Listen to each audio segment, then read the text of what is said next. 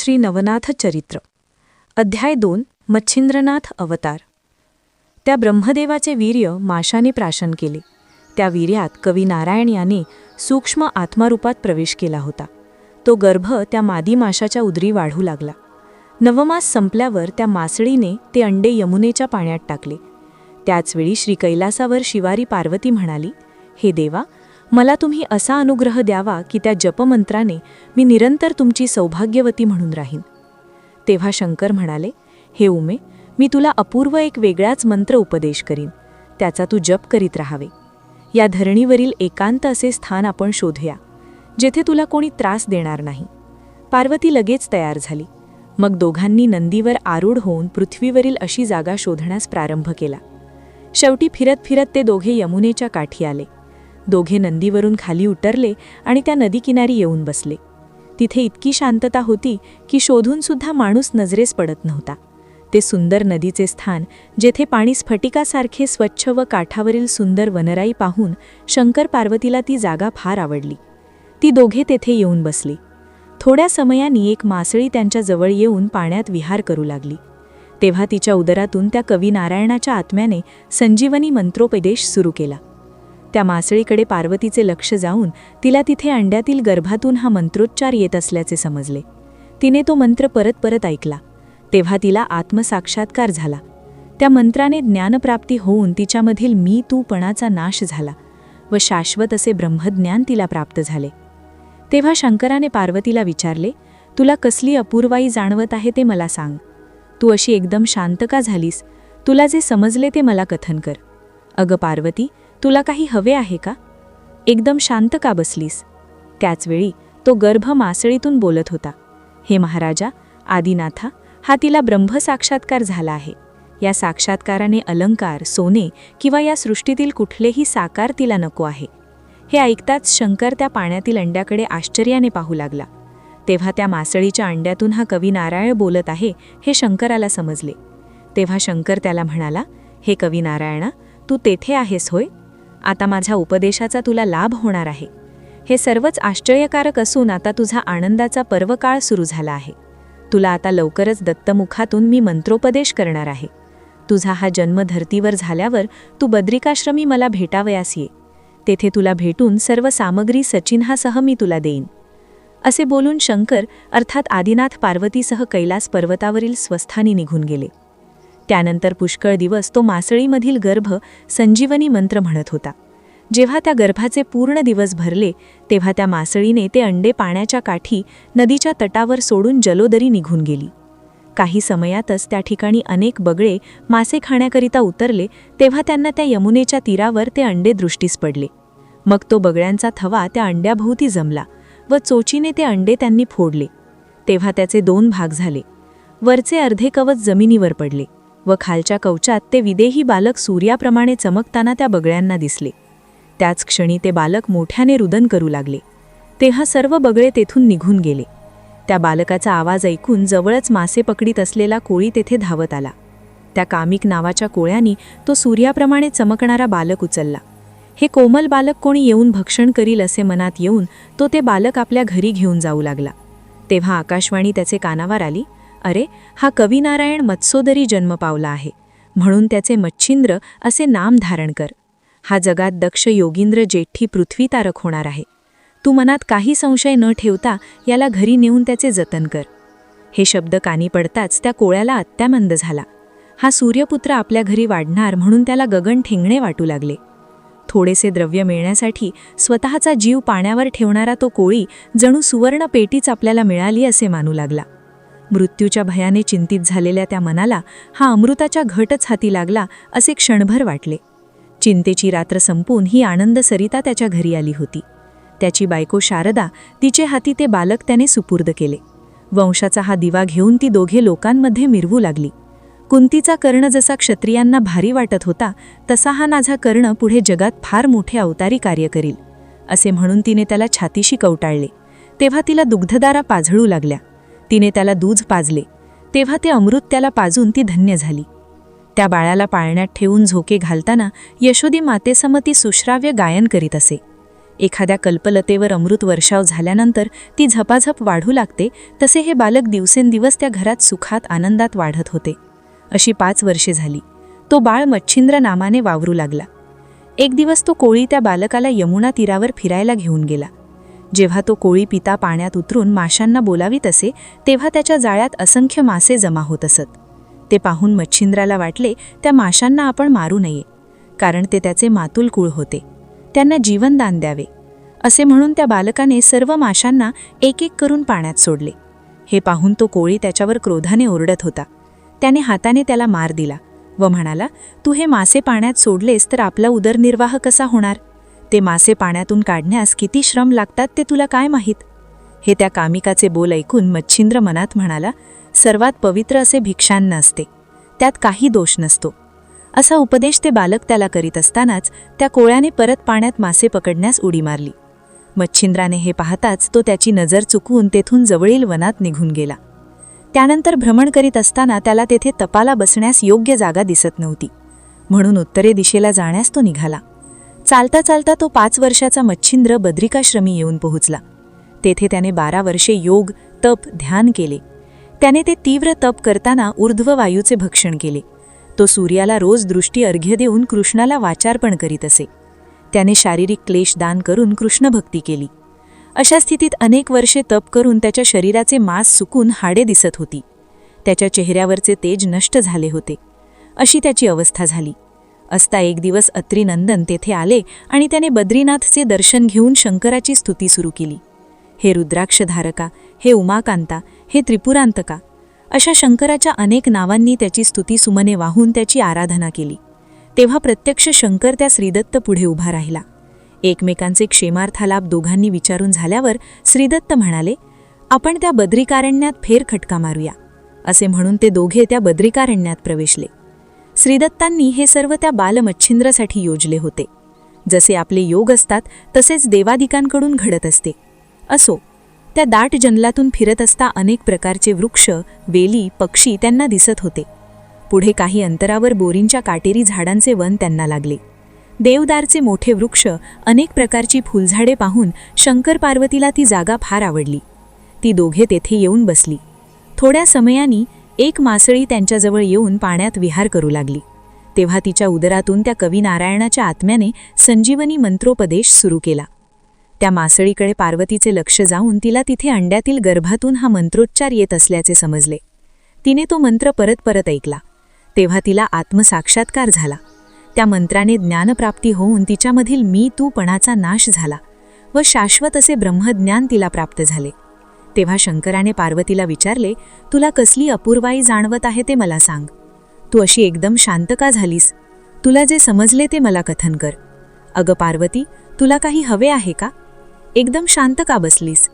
त्याचवेळी तो गर्भ मासळीतून बोलत होता, हे महाराजा आदिनाथा, हा तिला ब्रह्मसाक्षात्कार झाला आहे.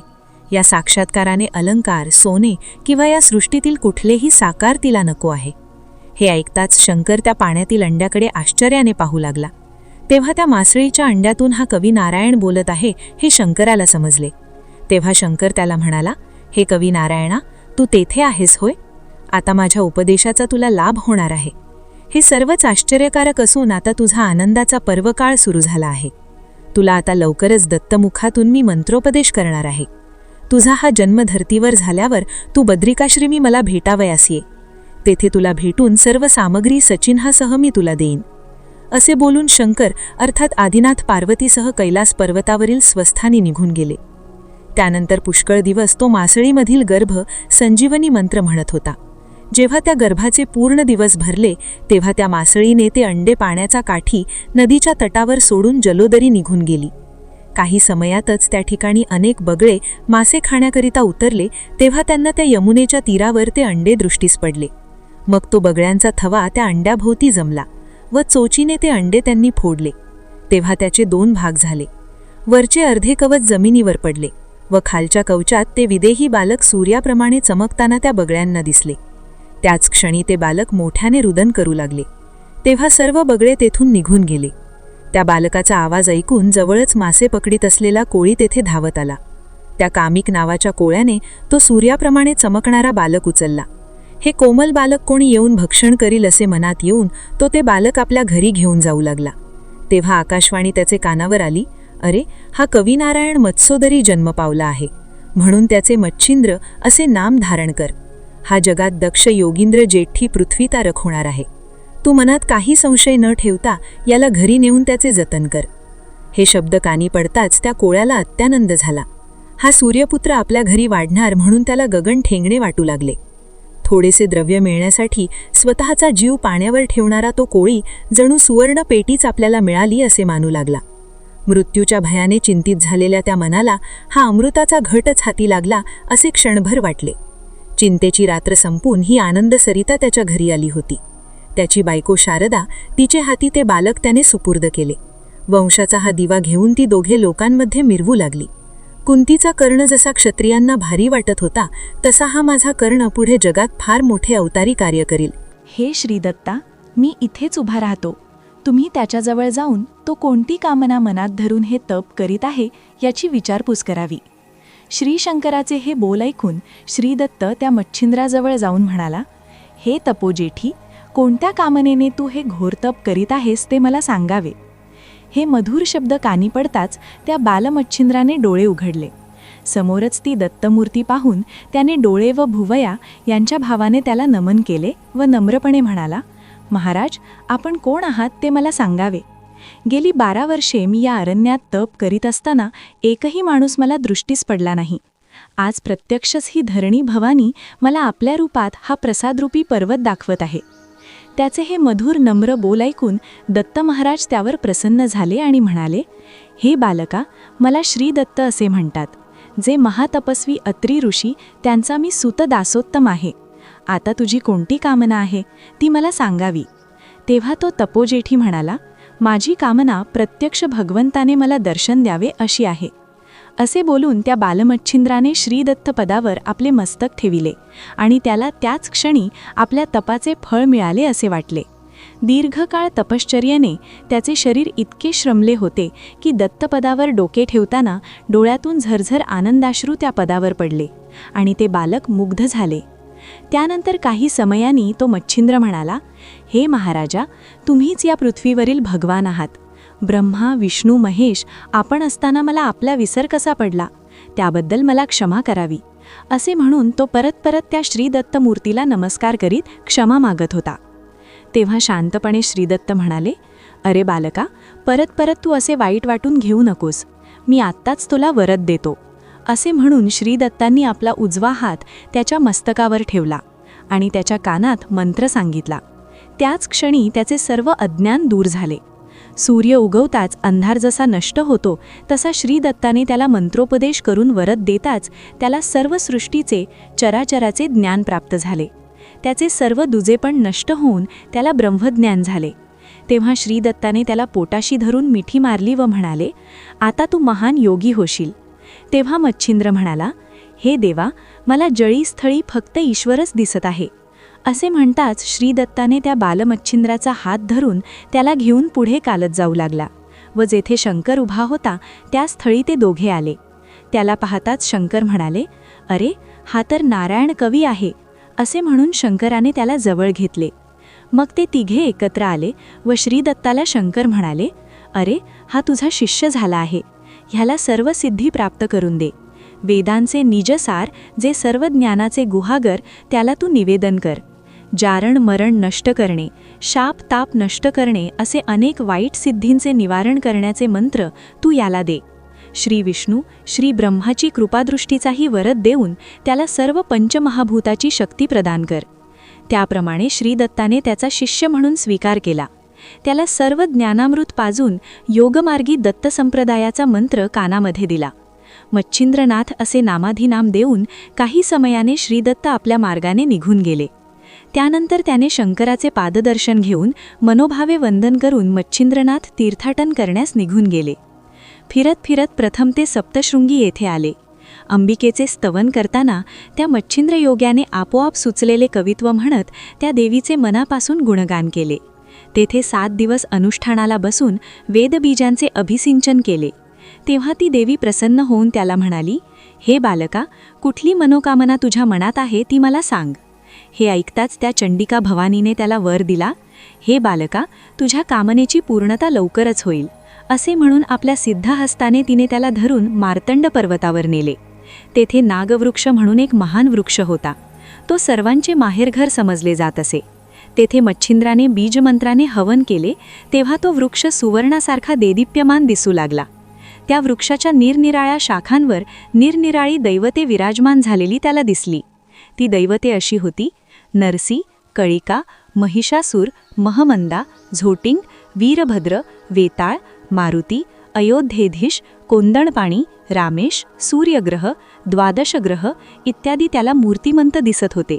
खाली 9 दैवते होती: कुमारी, धनदा, नंदा, विमला, मंगला, लक्ष्मी, विख्याता, चंडी, मामुंडा, रंडा, कुंडा, महालंडा, अप्सरा, जोगिनी, षंड, वितंडा अशा अनेक प्रकारचे देव, देवीगण, अष्टभैरव यांचे एकूण 52 दैवतांचे ते स्थान होते.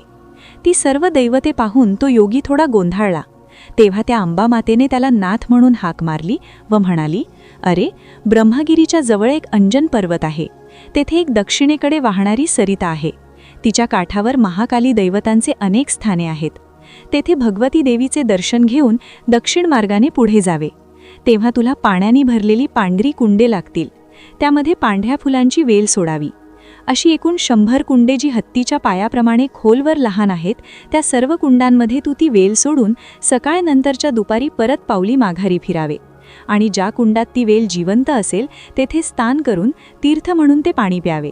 ते पाणी प्राशन केल्या असता तुला 2 घटका मूर्छा येईल. त्यानंतर सूर्याचे 12 नावे घेऊन एका काचेच्या भांड्यात ते उदक भरून परत येथे माघारी यावे आणि त्या पाण्याने परत 12 नावे घेऊन सूर्याला अर्घ्य द्यावे. असे तू 6 महिने केलेस तर एक एक दैवत तुला प्रसन्न होईल, असे सांगून ती भगवती देवी आपल्या स्थानी निघून गेली. देवीने सांगितल्याप्रमाणे मच्छिंद्रनाथ नदीकाठच्या वनातून दक्षिणेकडे चालू लागला. हातात पांढऱ्या फुलांच्या वेली घेऊन तो कुंडे शोधू लागला. जेव्हा त्याला ती कुंडे लागली तेव्हा प्रत्येक कुंडात त्याने वेल सोडून देवीने सांगितल्याप्रमाणे सर्व केले. तेव्हा त्याचे तेज जाऊन त्याला मूर्छा आली. त्यानंतर ब्रह्मांडातून अंतस्थ तेज प्राप्ती झाली. त्याने सूर्यनामाचा जप सुरू केला. तो जप रात्रंदिवस त्याच्या मुखातून येत होता. अशा स्थितीत बराच काळ तो होता. तेव्हा सूर्यदेवता प्रसन्न होऊन तिने नाथांच्या डोळ्यावर हाताने स्पर्श केले व नाथांना सावध केले. सूर्यदेव म्हणाला, तुला जी सिद्धी प्राप्त व्हावी असे वाटते ती तुला प्राप्त होईल, असे बोलून सूर्यदेव अदृश्य झाले. त्यानंतर ती काचपात्र या पाण्याने भरून तो मार्तंड पर्वतावर आला. तेथे असलेल्या अश्वत्थ वृक्षास नमन करून सूर्याच्या नावाने त्याने अर्घ्य दिले. तेव्हा परत आदित्य प्रसन्न होऊन त्याची कार्यत्व करण्याची कामना पूर्ण केली आणि मंत्रविद्येचा वर दिला. अशा प्रकाराने त्याने 6 मास सर्व दैवतांना प्रसन्न करून घेतले. त्यानंतर शाबरी विद्येचा ग्रंथ निर्माण करून मच्छिंद्रनाथ बांगलादेशात निघून गेले.